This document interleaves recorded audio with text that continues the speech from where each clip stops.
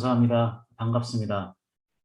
필리핀뿐만이 아니고 전 세계 선교사님들이 다 이 자리에 참석하고 계시지만, 그래도 필리핀에 계시는 우리 필리핀 선교사님들이 주체가 돼서 이 모임을 인도하고 계시니까 제 개인적으로 필리핀에 대한 제 사랑을 좀 나눴으면 좋겠습니다. 필리핀은 제 첫 번째 선교지이기도 하고요. 또 제가 첫 번째 세웠던 교회가 있는 곳이기도 하고요. 제가 처음으로 섬겼던 신학교들이 있는 곳이기도 하고요. 또 제가 너무 사랑하는 우리 성도들이 여전히 있는 곳이기에 항상 필리핀을 가는 것은 저에게 특별한 즐거움이고, 필리핀은 저에게 두 번째 나라 같은 느낌으로 항상 제가 필리핀 사람들도 만나고 필리핀에 대한 소식을 듣고 있습니다. 그래서 오늘 이 아침에 여러분들과 함께 한 30분 정도 함께 시간을 가지면서 하나님의 말씀을 나누는 이 시간을 갖게 된 것을 큰 영광과 또 감사, 또 하나님께 올립니다.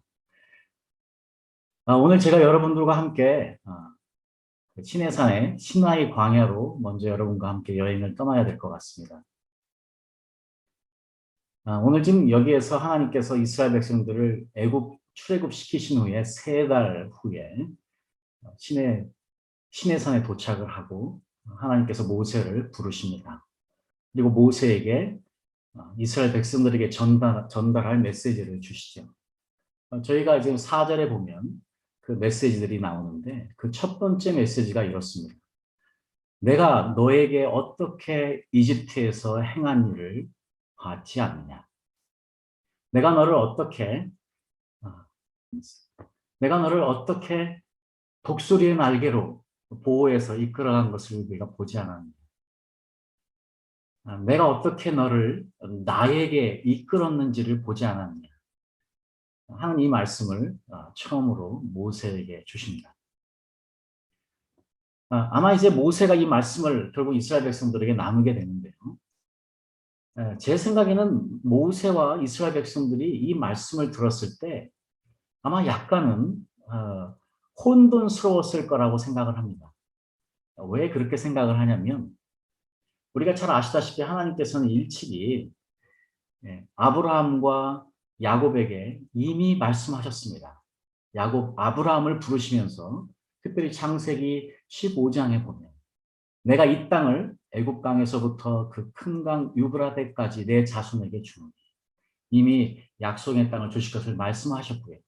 또 28장에 보면 야곱이 삼촌 라반의 집에 가는 중에 잠을 들게 되었을 때 하나님께서 나타나셔서 내가 바로 아브라함의 하나님이시고 이삭의 하나님이다. 너 누운 땅을 내가 너와 내 자손에게 주리니 말씀하십니다. 이미 아브라함과 야곱을 통해서 하나님은 이 약속의 땅을 말씀하셨습니다. 우리가 잘 아시다시피 하나님께서 모세를 부르셨을 때도 출애굽기 3장에 보면 하나님께서 역시 내가 내 민족을 애굽에서 이끌어내서 그들에게 젖과 꿀이 흐르는 땅을 주겠다고 이야기하십니다. 그래서 여전히 이 말씀을 그대로 이스라엘 백성들에게 전달하는 지금 모세의 모습 우리가 볼 수 있습니다. 내 조상의 하나님 곧 아브라함과 이삭과 야곱의 하나님이 너희를 애굽의 고난 중에서 인도하여 젖과 꿀이 흐르는 그 약속의 땅으로 인도하리라고 분명히 하나님께서 말씀하셨습니다. 자, 제가 지금 이 말씀을 왜 드리냐면 적어도 지금 이 시내산에서 출애굽한 지 3개월이 지난 이스라엘 백성들에게 모세에게 지금 하나님께서 지금 굉장한 말씀을 사실은 하셨습니다.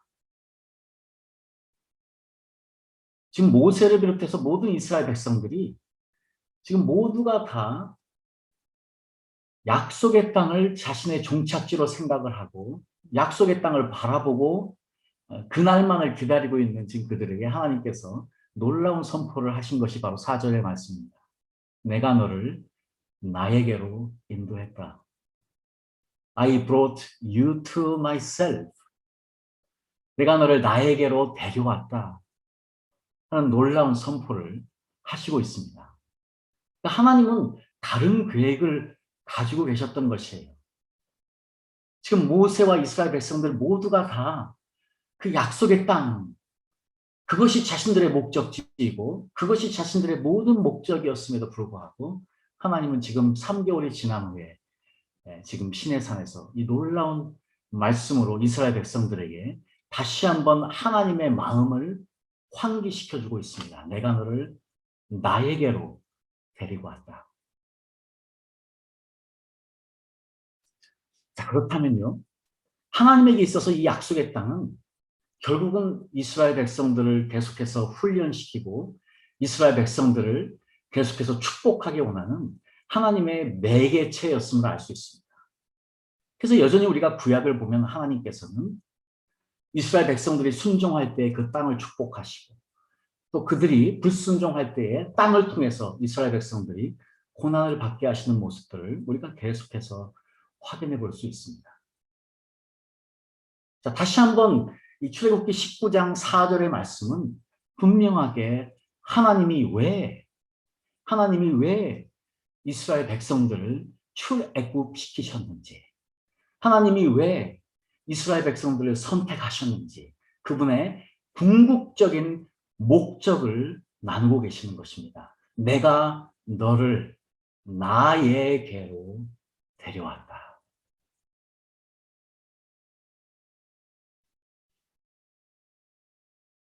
자, 지금 하나님께서 마치 이스라엘 백성들에게 그동안에 짜여져 왔던 그들의 생각의 프레임워크를 지금 깨트리시려는 시도를 하십니다. 지금까지 아브라함부터 시작해서 계속해서 가지고 있던 그 가나안 땅, 약속의 땅에 대한 소망, 지금 마치 그것을 뒤엎으시는 것 같습니다. 그래, 내가 너를 출애굽시켜서 약속의 땅에 데려갈 거야. 그러나 내 궁극적인 목적은 너를 나에게 데려오는 것이었어요. 저희가 지금 오늘 이 하나님의 이 마음, 이 간절한 마음을 이해하기 위해서 구약에서 이야기하는 좀 큰 그림을 하나 봤으면 좋겠습니다. 첫 번째는 에덴 동산입니다. 두 번째는 성막입니다. 세 번째는 성전입니다. 자, 우리가 잘 아시다시피 하나님은 성막을 만드셨고 성전을 만들게 하셔서 우리 자신의 백성들과 함께 머무셨던 것 잘 알고 있습니다. 자, 이 이야기들이요, 이 히브리서가요, 굉장히 분명하게 저희들에게 이야기해주고 있는데 히브리서 5절을 히브리서 8장 5절을 읽어보면요. 지금 제사장의 이야기를 하면서 히브리서가 저희가 섬기는 것은 하늘에 있는 것의 모형과 그림자라고 이야기를 하고 있습니다. 자, 그렇다면 성막 그리고 성전, 우리가 조금 더 가보면요, 예수 그리스도 그리고 교회. 자, 지금 우리가 무엇을 연습하고 있느냐? 하늘에 있는 것을 연습하고 있습니다. 바로 하늘의 모형과 그림자인 것을 우리가 실체로 연습하고 있는 것이 우리 교회의 모습 아니겠습니까? 자, 그런데 우리가 성막과 성전을 생각하면 우리가 성전 뜰을 생각할 수 있고요. 성소를 생각할 수 있고요. 지성소를 생각할 수 있습니다. 홀리 오브 홀리 플레이스. 자, 이 지성소에는 하나님의 영광이 머무는 곳입니다. 하나님의 임재가 있습니다. 자, 그 안에 있는 체루빔, 이 수랍들은 그 하나님의 영광을 바치고 있습니다. 이 수랍들의 모습들이 네 가지의 모습으로 나오고 있습니다. 우리가 잘 아시다시피 사자, 인간, 독수리, 그리고 소. 자, 이것들은 특별히 우리 인간의 모습을 잘 반영해주고 있습니다. 우리가 특별히 예수님이 가신 리더십의 유형들을 잘 또한 설명해주고 있어서 결국은 우리 인간이 하나님의 영광을 바치고 있는 이런 놀라운 모형을 보여주고 있습니다. 그런데 이 지성소의 모습이 바로 처음부터 하나님이 만드셔서 계획하셨던 바로 에덴 동산의 모습이라는 것입니다. 에덴 동산은 왜 중요한 것이냐? 에덴 동산은 바로 하나님께서 인간 아담과 하와와 함께 머무셨던 곳이기 때문입니다. 그래서 우리가 아주 쉽게 신학적으로 이 에덴 동산은 하나님의 임재, 인간과 함께하는 하나님의 임재로 적절하게 표현할 수 있습니다. 바로 이것이 지성소이거든요. 그래서 우리 에덴 동산과 성막과 우리 성전, 그리고 예수 그리스도, 또 계속해서 이어지는 교회의 모습을 바라보면 결국 우리가 한 가지 하나님의 깊은 마음을 알 수 있습니다. 바로 우리 인간과 함께하기 원하시는 그분의 마음, being with God. 우리 인간의 입장에서 우리가 하나님과 함께하는 것. 하나님의 입장에서 인간과 함께하는 하나님의 마음.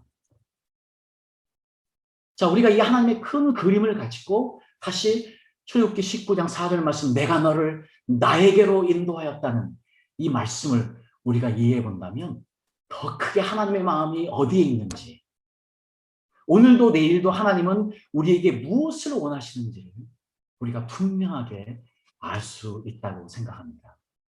특별히 한 가지 중요한 것은 이 에덴 동산의 입구가 동쪽에 있습니다. 성막의 입구가 동쪽에 있습니다. 성전의 입구가 동쪽에 있습니다. 특별히 지금 사진에서 여러분이 보시는 이 장면은 우리에게 너무나 중요한 말씀입니다. 왜냐? 지금 예루살렘 성전에서 바라보는 동쪽입니다. 여러분이 보시는 이 그림이 바로 올리브 산입니다. 우리가 잘 아시다시피 예수님께서 바로 이 올리브 산에서 승천하셨습니다. 승천하시면서 말씀하셨습니다. 내가 너희가 본 이 모습 그대로 다시 이 산 위에 오리라. 지금 예루살렘 성전의 동쪽에 있는 이 올리브 산은 우리 그리스도인들에게 있어서 너무나 중요한 예표입니다. 우리가 교회를 예배를 드리고 상징적으로 교회의 문을 나설 때마다 우리가 바라봐야 되는 것은 바로 저 올리브 산입니다. 우리가 바라봐야 되는 것은 다시 오실 예수님을 바라보는 것입니다. 우리가 하나님과 성령 안에서 성령의 임재 가운데서 하나님 아버지와 가까워지고 예수 그리스도와 가까워지면 가까워질수록 우리가 being with God, 하나님과 함께 할 때마다 그 성령님이 이끄시는 것은 다시 오실 예수 그리스도라는 사실입니다.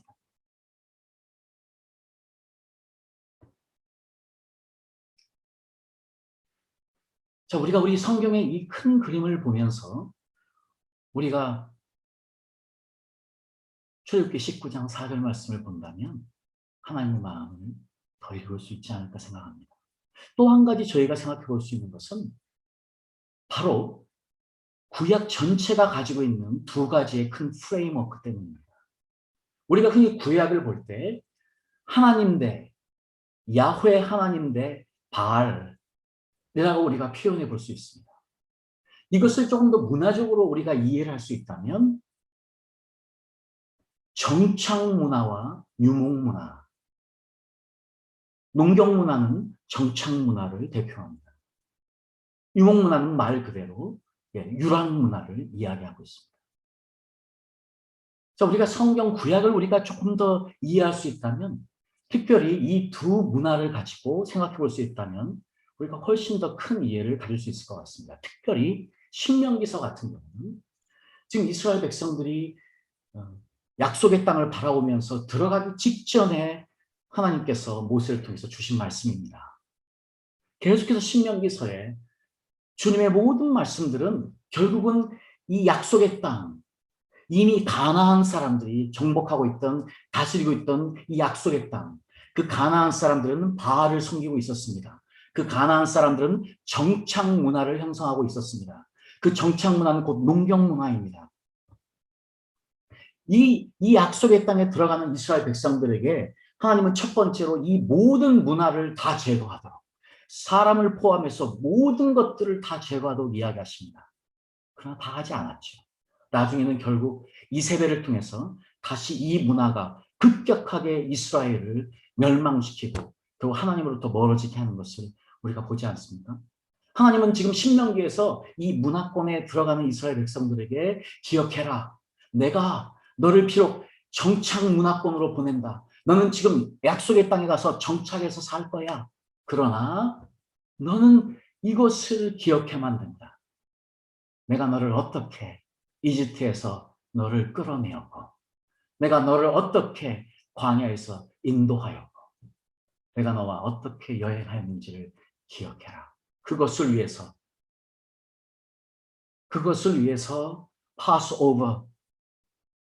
파스오버를 기억해라. 초막절을 기억해라. 애굽에서 어떻게 했는지를 기억해서 유월절을 기억해라. 내가 너와 어떻게 광야에서 생활했는지를 기억해서 초막절을 기억해라. 초막절을 기념해라. 내가 어떻게 시내산에서 너에게 내 법을 주었는지를 기억해서 오순절을 기억하라. 계속해서 하나님께서 이스라엘 백성들과 여행했던 그 모든 것들을 기억하고 기념하라고 말씀하시면서 이스라엘 백성들을 약속의 땅에 보내고 있습니다. 이 하나님의 마음이 다윗에게도 아주 잘 표현되고 있습니다. 특별히 다윗이 성전을 짓기 원할 때에 나단 선지자를 통해서 하나님께서 다윗에게 이렇게 말씀합니다. 특별히 마지막 구절, 우리 볼드로 되어 있는 구절만 읽어봅니다. 내가 이스라엘 어느 지파에게 내가 말하기를 너희가 어찌하여 나를 위하여 백향목 집을 건축하지 아니하였느냐고 말하였느냐.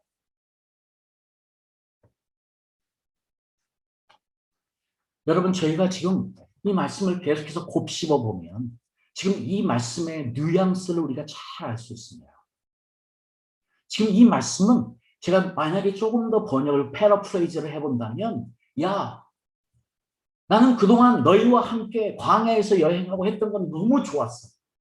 나는 그렇게 천막에 있는 거로도 나는 너무 만족했어. 나는 그렇게 살던 그때가 너무 좋았는데 왜 나를 건물에 묶어 놓으려고 하느냐. 내가 언제 나에게 집 지어달라고 했느냐. 그러나 내가 안다. 너희가 이제 정착 문화권에 들어가 있기 때문에 더 이상 너희들이 필요한 것은 보여지는 건물임을 알아서 내가 내 아들을 통해서 허락하겠다. 그렇게 이야기하시 하나님을 우리가 압니다.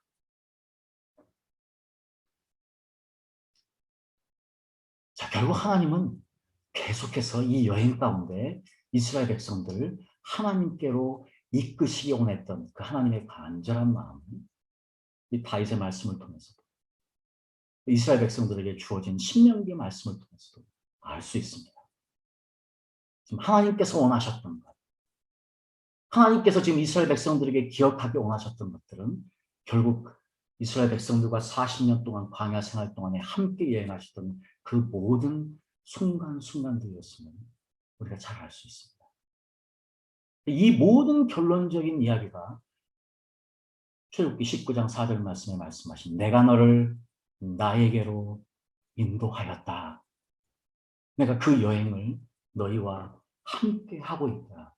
이렇게 말씀하시는 것을 우리가 알 수 있습니다. 자, 그래서 우리 이 말씀을 가지고 마지막으로 한번 모세로 한번 가보기를 원합니다. 하나님께서 처음에 모세를 부르셨을 때 우리가 잘 아시다시피 모세는 이미 40년 동안, 죄송하지만 이런 표현을 좀 쓰겠습니다. 쭈그러져 있었습니다. 40년 동안 광야 생활에서 정말 아무것도 아닌 별 볼 일 없는 양치기로 살아가는 모세에게 하나님이 말씀하십니다. 내가 너를 통해서 네 민족을 출애굽시키겠다. 믿을 수 없었고 할 수 없었던 모세의 그 릴럭턴트한 마음을 우리가 알지 않습니까? 계속해서 저항하고 반항하고 또 따르지 않으려고 했던 그 모세에게 하나님께서 네 손에 가진 것이 무엇이냐? 지팡이를 던져라. 그 지팡이가 뱀이 되게 하시지 않습니까? 지팡이를 집어라. 그 지팡이를 집었을 때 그 지팡이가 뱀이 되게 함으로 인해서 바로 이집트의 파라오의 상징인 뱀을 하나님께서 직접 컨트롤하신다고 말씀하시므로 이 모세를 이제 보내게 됩니다. 아론과 함께해요. 자, 우리가 잘 아시다시피 지금 출애굽기 4장 20절에 보니까 하나님께서 모세를 보내시면서 지금 모세가 가졌던 40년 동안 모세가 가졌던 그 지팡이가 이제 너무 놀랍게도 하나님이 이렇게 선포합니다. 하나님의 지팡이를 손에 잡았더라. 그 모세가 가졌던 40년 동안 양을 치고 양을 보호하던 그 지팡이가 이제 모세의 지팡이가 아닌 하나님의 지팡이가 되었던 사실을 너무 잘 알 수 있습니다. 하나님은 이 모세의 지팡이를 통해서 또 아론의 지팡이를 통해서 세 번씩 놀라운 역사를 이집트에서 행하십니다. 그리고 하나님이 직접 또 세 번을 놀라운 역사를 행하시고 마지막 장자를 죽이는 그 역사를 하나님께서 직접 행하시는 것을 우리가 알 수 있습니다. 바로 이 시내산에 도착해서 지금 이 말씀을 받기 전까지 이 하나님께서 주신 모세의 지팡이는 놀랍게 홍해를 가르는 지팡이였고 바로 이 직전에 르비담에서 지금 아말렉 군대들을 물리칠 때에 높이 들렸던 바로 그 모세의 능력의 지팡이였던 것을 우리가 잘 알 수 있습니다. 그런데 지금 이 모세가 지금 시내산으로 오면서 그리고 지금 하나님께서 특별히 19장 4절 말씀을 통해서 내가 너를 나에게로 인도했다는 이 놀라운 말씀을 주시면서 그 이후로부터 안타깝게도 모세가 계속해서 그 배역하고 패역하고 불순종하는 이스라엘 백성들로 인해서 진이 빠지고 또 실망해지고 또 너무나 상처를 받아서 결국은 번아웃 되어지는 모세의 모습을 우리가 민수기에서 잘 읽어낼 수 있습니다. 어떻게 보면 우리가 모세의 이런 안타까운 모습들을 바라보면서 우리가 어찌 우리를 모세와 비교할 수 있겠습니까? 그러나 우리도 리더자의 모습으로 우리의 직분을 감당하다 보면 모세처럼 우리도 여러 가지 방법으로 실패도 경험하게 되고 반역도 경험하게 되고 또 실망도 경험하게 되고 또 비난과 배반도 경험하게 되고 이 모세도 지금 그런 많은 아픔들 가운데 나 죽여주세요. 지금 이스라엘 백성들이 지금 고기를 달라고 그럴 때 하나님께 차라리 나를 죽여주십시오. 너무 힘듭니다. 나 차라리 죽여주십시오. 이야기하는 모습.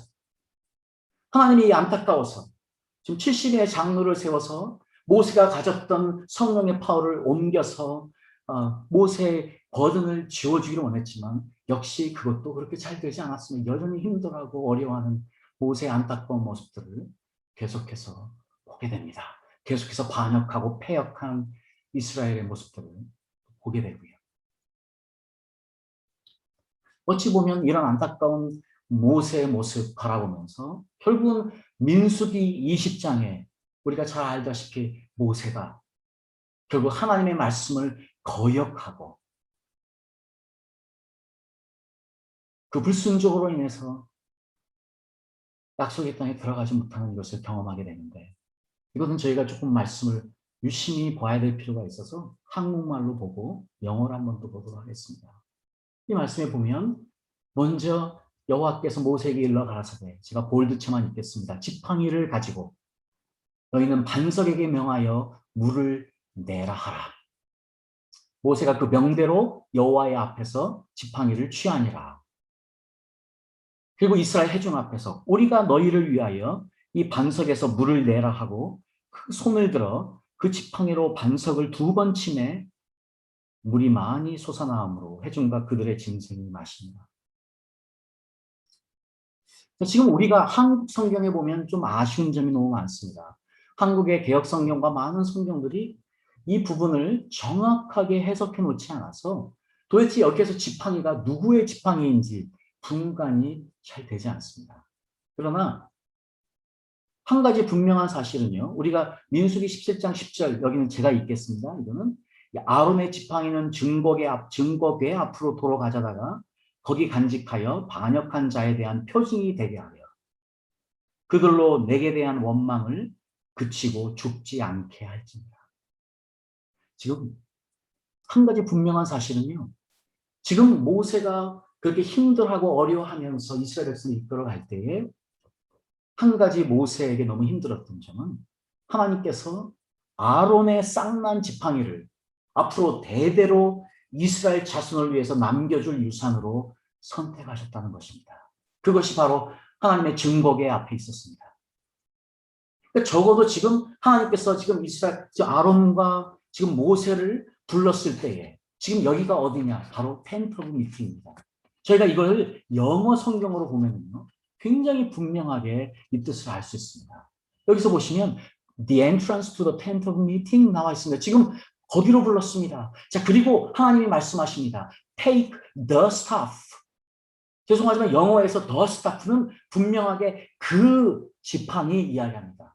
여기서는요, 말할 필요 없이 바로 증거계 앞에 있던 아론의 쌍난 지팡이를 이야기하는 것을 너무나 분명하게 알 수 있습니다. 그리고 speak to the rock before their eyes. 그리고 모세가요, 9절 말씀 보시면 Moses took the staff from the Lord's presence. 바로 모세가 직접 아론의 쌍난 지팡이를 가지고 간 것을 이야기하고 있습니다. 그리고 11절에요. Then Moses raised his arm and struck the rock twice with his staff. 지금 영어 성경, 제가 지금 NIV를 가지고 왔는데 영어 성경에 그 어떤 영어 성경도 다 똑같이 분명하게 이렇게 해석하고 있습니다. 바로 그때의 이 지팡이는 바로 아론의 쌍난 지팡이였는데 모세가 그 지팡이를 가지고 왔는데 이스라엘 백성들 회중 앞에서 모세는 자신의 지팡이를 들어서 2번 쳤다.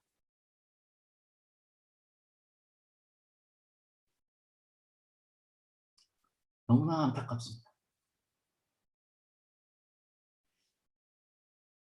이 패역하고 반역스러운 이 불순종하고 컴플레인만 하는 이스라엘 백성들 때문에 너무 힘들었던 지도자 모세. 그런데 결국 사단이 났습니다. 지금 한참 전에 이야기한 게 아니고 직전에 분명하게 말씀하셨습니다. 이 아론의 쌍난 지팡이를 가지고 가라. 그리고 이 쌍난 지팡이, 이 아론의 지팡이와 함께 바위에게 이야기하라.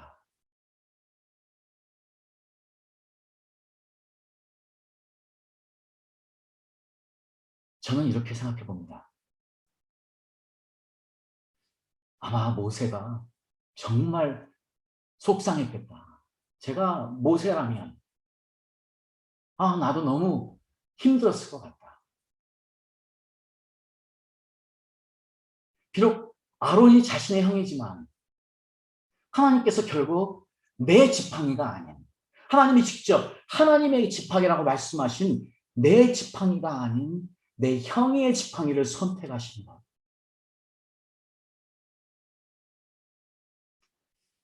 그런 속상함이, 그런 질투가 결국 하나님의 이 말씀에 불순종하게 한 그것이 아니었나 한번 유추해 봅니다. 어쨌든 우리가 잘 아시다시피 이제 더 이상 하나님은 모세를 데리고 약속의 땅에 갈 수 없게 됐습니다. 이것은 다시 한번 놀라운 하나님의 사랑과 은혜임을 저는 이야기하지 않을 수 없습니다. 왜냐하면 만약에 하나님께서 지금 그렇게 자신의 지팡이를 들어서 자신의 힘을 과시한 여전히 남아있는 하나님의 힘 때문에 역사한 그걸로 인해서 만약에 그 모세를 하나님께서 이스라엘 백성들과 함께 약속의 땅에 보냈다면 이 모세와 이 모세의 지팡이는 이스라엘 백성들의 우상이 되었을 것입니다. 하나님은 그런 것으로부터 모세를 지키시기 원하셨습니다. 그리고 우리가 잘 아시다시피 신명기 34장 마지막 장에 하나님께서 결국 모세를 느보산으로 올라오게 하십니다. 그리고 하나님이 직접 모세를 붙습니다. 직접 장사를 지냅니다. 그리고 지금까지 그 어느 누구도 모세가 어디 묻혀 있는지 모른다고 합니다. 저는 지금 이 모세의 마지막을 바라보면서 전율했습니다. 왜냐? 바로 시내 산에 와서 하나님께서 모세에게 먼저 말씀하셨습니다. I brought you to myself. 내가 너를 나에게로 데리고 왔다. 내가 너를 나에게로 데리고 왔다. 내가 너를 약속의 땅에 데려가려 온 것이 아니고 내가 너를 나에게로 데려왔어. 하나님은 이 약속을 지키셨습니다. 직접 모세를 장사 지내시고 데려가셨습니다.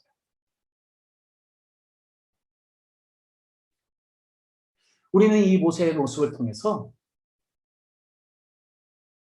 이 하나님의 놀라운 축복을 누린 이 놀라운 하나님의 지도자 이 모세를 통해서 우리의 마지막도 우리의 디파처도 어떻게 해야 될까 생각해 봅니다.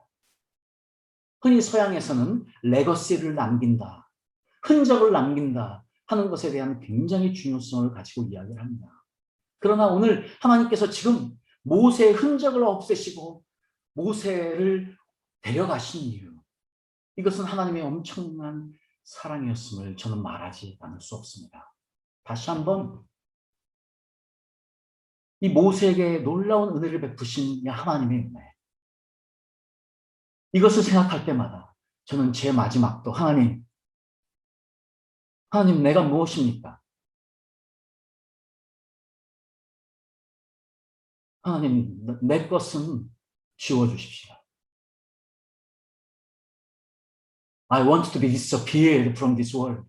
하나님 나를 사라지게 하시고 주님만 나타나게 하십시오. 모세의 그 축복을 주십시오. 이렇게 기도하고 싶습니다. 너무나 멋있는 마지막 모습의 모세의 모습. 이런 축복을 누렸으면 좋겠습니다.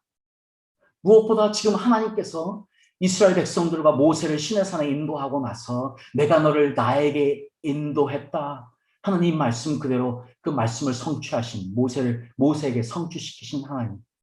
그래서 저는 이 한 가지를 정말 여러분과 함께 나누면서 또 특별히 저는 지난주에 제 가장 사랑하는 제 지금 50대 후반에 평생 제 인생의 가장 중요한 역할을 감당했던 제 누님을 하늘나라에 보냈습니다. 그리고 지난주에는 제가 6년 동안 사역했던 그리고 4년 동안 제가 직접 개척해서 목회했던 제 교회 성도들에게 이제 저의 떠남을 이야기하며 디파처를 이야기했습니다. 그런 입장에서 저에게는 오늘 지금 여러분과 나누는 이 말씀이 너무나 의미가 있습니다. 왜냐하면 하나님께서 이미 저에게 그동안 세 개의 교회를 개척하는 과정에서 계속해서 저에게 가르쳐 주신 것이 있습니다. I don't care what you do. 나 네가 하는 일에 별로 관심 없어. 나는 내 모든 관심은 너야. 내가 정말 관심 있어 하는 거는 너야.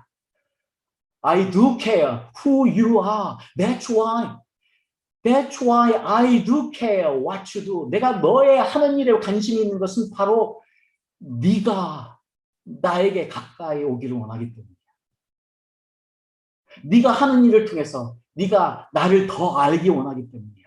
네가 나를 더 경험하기 원하기 때문이야. 네가 나에게 더 가까이 오기 원하기 때문이야. 그래서 네가 나중에는 결국 becoming Christ-like 그렇게 되기 원하기 때문이야.